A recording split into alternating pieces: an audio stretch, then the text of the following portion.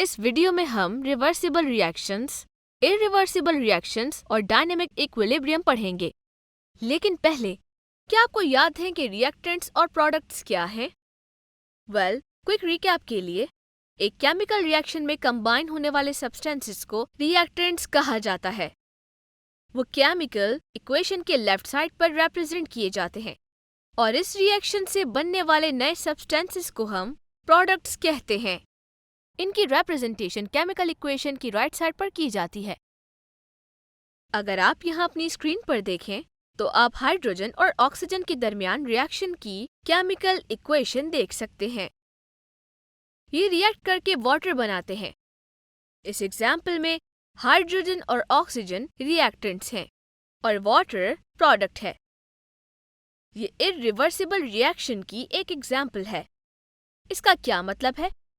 इसका मतलब है वो रिएक्शंस जिनमें रिएक्टेंट्स प्रोडक्ट्स बनाने के लिए रिकम्बाइन नहीं होते, उन्हें हम इरिवर्सिबल रिएक्शंस कहते हैं। ये कंप्लीट रिएक्शन सिग्निफाई करते हैं। एक इरिवर्सिबल रिएक्शन आमतौर पर रिप्रेजेंट किया जाता है जैसे कि स्क्रीन पर मौजूद फिगर में है।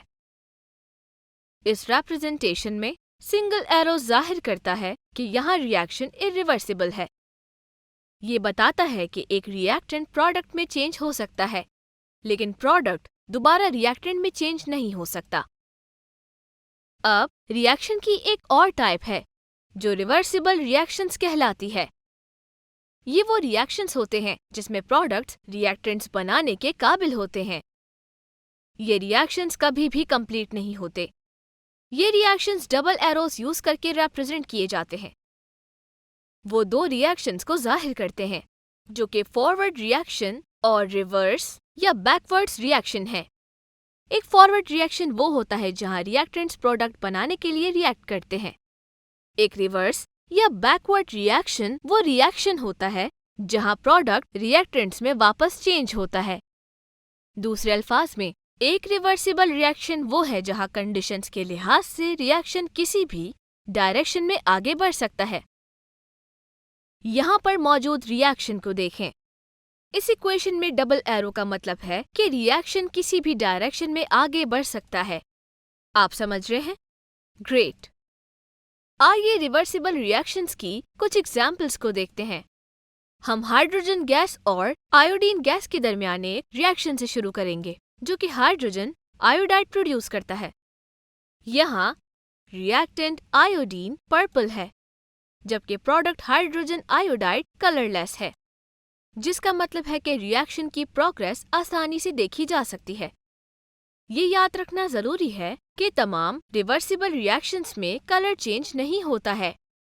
डिफरेंट रिएक्शंस ऑब्जर्व करने के लिए डिफरेंट मेथड्स की जरूरत है। अब स्क्रीन पर मौजूद इस इमेज को देखें। इस एक्सपेरिमेंट में हाइड्रोजन और आयोडीन वेपर को बंद फ्लास्क में रखा जाएगा। फिर यहाँ इस फ्लास्क को गर्म किया जाएगा। इसके नतीजे में पर्पल आयोडीन वेपर गायब हो जाएगा क्योंकि ये हाइड्रोजन से रिएक्ट करके हाइड्रोजन आयोडाइड बनाता है। क्या ये देखना दिलचस्प नहीं है कि जब हम गैसेस का ये मिक्सचर गर्म करते हैं तो हम नए सब्सटेंसेस की वजह से कलर में तब्दीली को देख सकते हैं। आप केमिस्ट्री में ऐसा बहुत कुछ देखेंगे। तो याद रखें, इस रिएक्शन को हम फॉरवर्ड रिएक्शन कहते हैं। जबकि दूसरी जानिब, एक बार जब बंद फ्लास्क में हाइड्रोजन आयोडाइड गर्म किया जाता है तो हम देखेंगे कि पर्पल कलर नजर आने लगता है। इससे आयोडीन वेपर की फॉर्मेशन शो होती है। स्क्रीन पर मौजूद इस इमेज को देखें।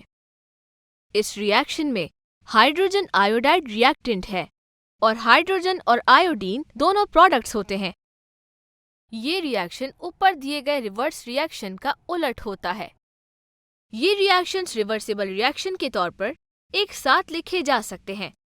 इसकी रिप्रेजेंटेशन इस तरह की जा सकती है। आप अपनी स्क्रीन पर देखें। ये ऐसे लिखा जा सकता है, hydrogen gas plus iodine gas. फिर हम एक डबल एरो को लगाएंगे और फिर डबल एरो के बाद हम प्रोडक्ट की तरफ हाइड्रोजन आयोडाइड के 2 मोल्स लिखेंगे। Pretty simple, right?